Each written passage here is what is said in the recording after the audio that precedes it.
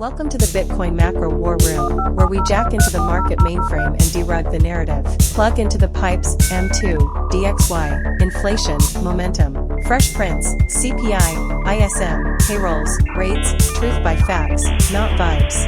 Tweets and news rundown, meme to policy, curated, timestamped, tradable.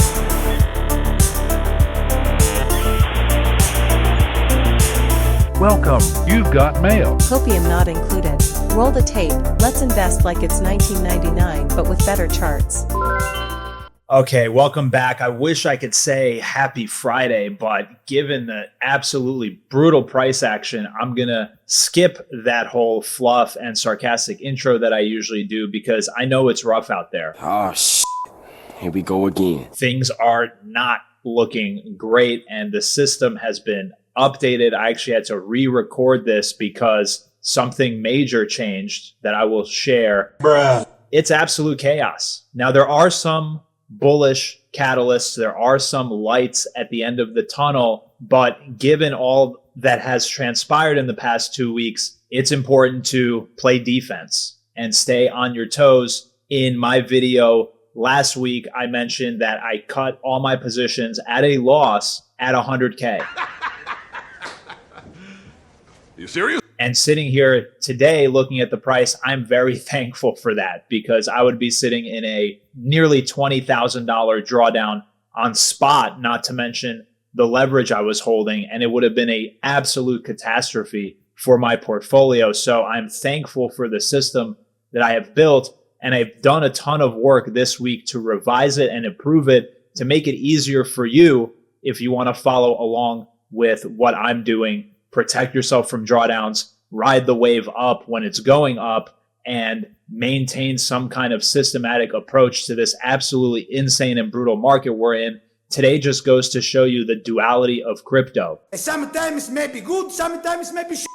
And today we're getting the shit end of the stick. Excuse my French, but that's the intro. We got that out of the way. Let's talk about what's actually going on because it's pretty brutal out there, as you can see by the line chart, which looks absolutely disgusting here. But really quick, the macro regime tracker here on the bottom is still above the 50 line, which is good. The macro has been weak since June, and we've seen that in the price performance for Bitcoin because it's highly sensitive to not only liquidity, but to sort of the macro backdrop. For global liquidity, so M2, we've been chopping for the last 9 months. We've had some positive performance, but really just chop. No help from global M2. The strength in the dollar hasn't helped either. So you can see here the dollar is on the top. These orange bars are basically just where the dollar has topped previously. It's sort of a leading indicator. It'll take some time to actually drain into the system, but why you want to watch the dollar is because it's the denominator for everything that we're talking about. So regardless, not to spend too much time on that, we can take a look at some of the short-term price performance. And it's been, like I said, absolutely brutal ever since this downtrend began, minus this one sort of area where we flipped the bands green. It's been just trend down, hopping off of these MAs and lower and lower and lower. So in the short term, I would expect to see some relief bounce, some small hopium rally, and it'll be very important to see what price does when it reaches these bands again, which are currently sitting at 87 and 88K, 89K.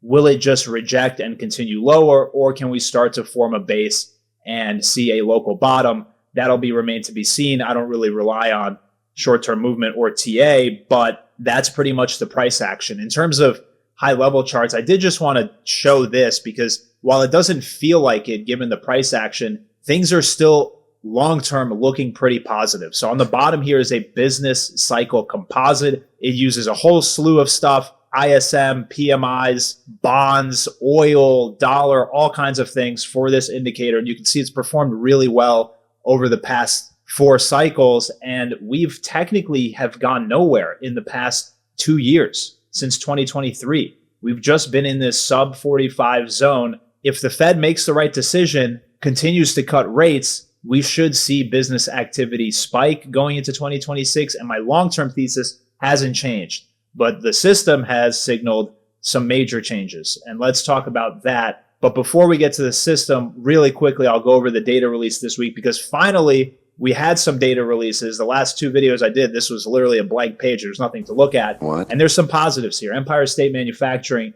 came in at 18.7 with a forecast of 6. And while this is super noisy, you can see here via the chart that we're no longer just printing negatives and maybe some small positives, but we're starting to trend in the right direction. So this is positive for potentially the PMIs getting closer and closer to 50 and closer to expansion. For the Philly Fed Manufacturing Index, while this did miss and it is red, the forecast was 1 and it printed a negative 1.7, where the previous was minus 12.8. So again, very noisy, but you can see that as long as we're not printing negative 10s or negative 6s anymore, that's a pretty good sign that things have hopefully stabilized. The Flash Manufacturing PMI and the Flash Services PMI, really just the services beat, which has been a consistent theme for the last 6 months. So nothing really surprising here. Manufacturing came in at 51.9 versus a 52 forecast. Whatever, not much to glean here. I think the main, most important news before we get into the system is the Fed funds rate odds, because I checked this on Thursday night. I made a post about it. It was at 20% that they were going to cut in December. It is now at 73.5. So this thing is trading like a meme token. It's absolutely insane. 3 weeks ago, this was at 90%. It was a shoo-in that there was going to be cuts. And I think that's some of the deleveraging and sell-off that we've recently seen, was the market trying to digest and price in the fact that now it's 20% that they're going to cut. So they're basically not going to cut.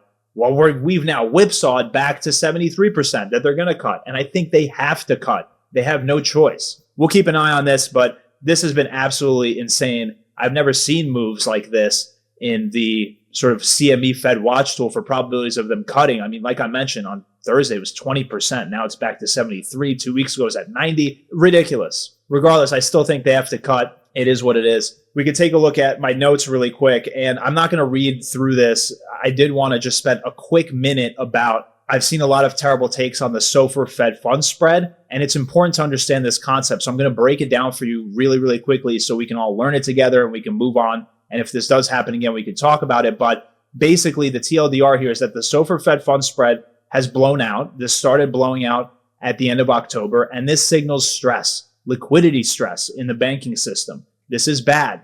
So what is SOFR-Fed Funds spread? Well, it's very simple. It's a ratio. It's the SOFR over the Fed Funds spread. So it's important to know, what are the two things? What is SOFR? What is Fed Funds spread? So we'll start with the Fed Funds spread, or the Fed Funds rate, the EFFR, which is what banks charge each other to borrow cash overnight without collateral being the most important part there. So it's basically, lend me $20, I'll pay you back, bro. I got you, homie. SOFR is what big players pay to borrow cash overnight using U.S. Treasuries as collateral through the repo market. Important part there is they're using collateral in this case. So think, lend me $20, I'll hold your wife or girlfriend as security. When you repay me, I'll give her back, bro. Don't worry. Cool. Because SOFR loans are safer, they're backed by collateral, they're backed by treasuries, SOFR usually is a tiny bit lower than the Fed funds rate, percentage-wise, because you're using collateral to back the loan. Currently, that's not the case. When this spread goes above zero, above means positive, it says that something is broken. You are now paying more to borrow money overnight with collateral, which should not be the case. So it basically signals liquidity stress. Cool. We got that out of the way. We're all smarter now. We all know what this is. Awesome. Some bullish catalysts. I know I mentioned these last week, so I won't talk about them too much or spend too much time on them. But the first bullish catalyst here is TGA, right? In December, QT ends. I don't know. They're not really going to do QE. They're just going to stop balance sheet runoff and maybe start increasing the balance sheet slowly. But for the TGA, nothing has actually happened yet. I think they took out like maybe 5 billion or 10 billion or something, really minuscule amount. Yeah, a couple billion here, 10 billion. They're going to draw this down by 250 billion. It's not going to be automatic, though. It's going to be over the next 3 months. So keep an eye on this. Once this starts dropping, we should see a little bit more stability. So moving on to the system and what you're probably here for, maybe here for, whatever. Drum roll, boom, boom, boom, boom, boom. Holy crap, this looks so totally different. It looks very scary now, and that's because it is scary. Today, as of this morning, we have gone risk off. Risk off. It's over. No! God, please, no! No! No! In the short term, it's over. risk off, momentum and trend are bearish. Now, for those of you that have been following me, I think this is episode like 22 or something. So I've been doing this for 22 weeks now. This is the first time since I started this show where we have gone risk off in terms of the regime. That is bad. That means cash. You should be sitting in all cash, which is funny because I bought yesterday, and I'll talk about that really quickly. The way you should follow this system, if you're going to follow it, again, this is not financial advice. Do your own research. But if you would like to come along with me for the ride, this is how I use this system. And there's this legend here. You can pause it and take a look at it, but it's very simple. There's really only two things you should be worried about, which are these two big gauges. If we're risk off like we are now, it does not matter what the bottom gauge is. You are in cash 100%. So doesn't matter what this is. If this is risk off, you're in cash. Cool. That's out of the way. If this is risk on and momentum and trend is bearish, you should be in cash. Doesn't matter that we're in risk on. We're trying to limit drawdowns and capture the larger moves. This momentum and trend is going to flip more often than this risk on, risk off. This might flip anywhere from once every 6 to 12 months to once every year and a half. The last time this flipped risk on was back in May. So it's been over 6 months. We flipped risk off now.